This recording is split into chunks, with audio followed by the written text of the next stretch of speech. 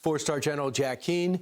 He is Fox News senior strategic analyst and chairman of the Institute for Study of War. So what do we gain out of the Gerald Ford steaming towards the Persian Gulf? Do you believe we need the two carriers there in order to effectively hit Iran? Yeah, absolutely. Well, for our audience to understand, when we did Midnight Hammer in support of Israel's 12-day war to take down Iran's nuclear enterprise, we had two carrier strike groups in the region at that time. Probably not well known by everybody, but that was just a fact. There are two things happening here and why we're increasing our force posture in the region. And unbeknownst, because you don't see it, there's scores of aircraft and missiles that are being put into the region, and this has been going on for weeks, you know, to the multiple bases that we have throughout the Middle East region. And some of them offset from the Middle East, too, because of the range that they can go to the target in. And obviously, we also have capability back in the United States, as we demonstrated very clearly during Midnight Hammer. The bombing runs were all made by aircraft from the United States Continental itself. So the second carrier group is coming, and it absolutely is needed with all of these other things to do two things.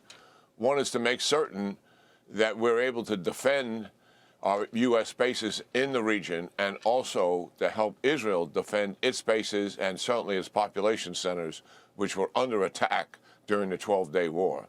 And then the second thing is to conduct a comprehensive offensive campaign that is quite comprehensive, not just against their offensive capability, which is thousands of missiles, launchers to support that, and drone storage sites, short-range rockets. These are the weapons that they will use to retaliate, and retaliate they will.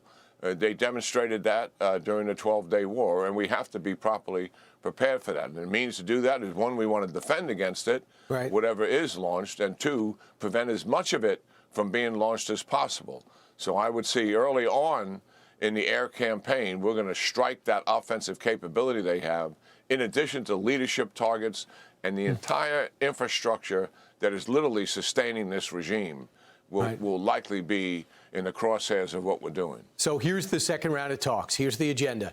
Roll back Iran's nuclear capabilities. We kind of did that already. Restrict Iran's ballistic missile program. Halt Iran's support for regional militant groups. Stop Iran's violent crackdown on protesters. Three of the four are not on the table, according to the Iranians. And then in the meeting yesterday, or 2 days ago, between Netanyahu and President Trump, the prime minister showed the president hardcore proof that the Iranians ignored his warning not to kill protesters, instead killed tens of thousands. So that was an in-your-face to President Trump. Again, does that change his perspective? Well, look, we got 46 years experience with these guys. I mean, you know, we're in our fifth decade in dealing with Iran, and there's some things that are really consistent with them. One is they lie, lie, and lie, and they cheat, cheat, and cheat. That is a pattern of behavior here. They even deny, after all of this time, after we bombed the nuclear facility, that they're ever intending to build a nuclear weapon. This is only for civilian nuclear power. And of course, for civilian nuclear power, that's why they have underground sites. That's why they have advanced centrifuges, half a mile underneath the ground, right, in cement-protected barrier systems, of course.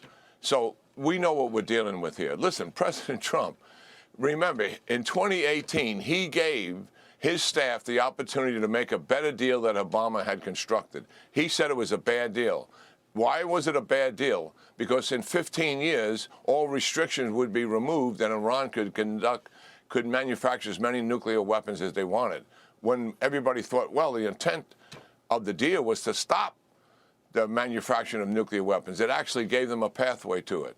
We couldn't get the deal redone with our allies. They didn't want to cooperate. So President Trump came out of that deal. He knows a good deal when he sees one. I can't for the life of me think that we would ever put anything together that didn't fundamentally change Iran's behavior in the region.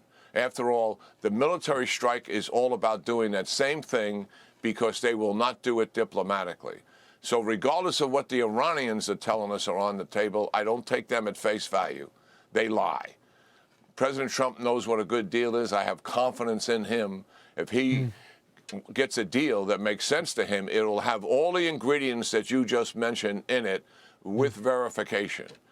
Will the Iranians agree to anything like that? That is highly doubtful because that takes away who they really are. And the only way we're likely going to have to do that, it will become the preferred option, was the military option, which obviously the administration and Israel are preparing to execute. Yeah, and in exchange for all that, the Iranian people get no water and a worthless currency while they feed Hamas and Hezbollah everything they want. General Jack Keane, I could read between the lines. You think it seems like a strike is going to be inevitable. Certainly we're going to be ready for it should we decide to do it.